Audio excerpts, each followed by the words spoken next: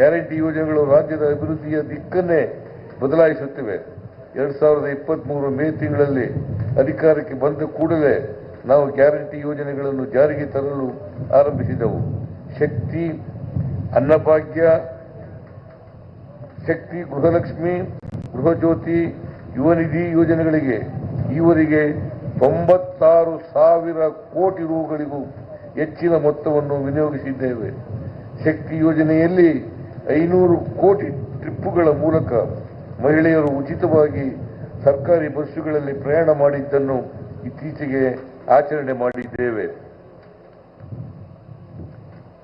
ಮಧ್ಯವರ್ತಿಗಳ ಹಾವಳಿಯಿಂದಲೇ ನೇರವಾಗಿ ಜನರಿಗೆ ತಲುಪುವ ಈ ಯೋಜನೆಗಳು ರಾಜ್ಯದ ಜನರ ತಲಾದಾಯವನ್ನು ಹೆಚ್ಚಿಸುವುದಲ್ಲದೆ ಕಾರ್ಮಿಕ ಶಕ್ತಿಯಲ್ಲಿ ಮಹಿಳೆಯರ ಭಾಗವಹಿಸುವಿಕೆಯನ್ನು 23% ಹೆಚ್ಚಿಸಿವೆ ಎಂದು ಹಲವು ಅಧ್ಯಯನಗಳು ಹೇಳುತ್ತಿವೆ.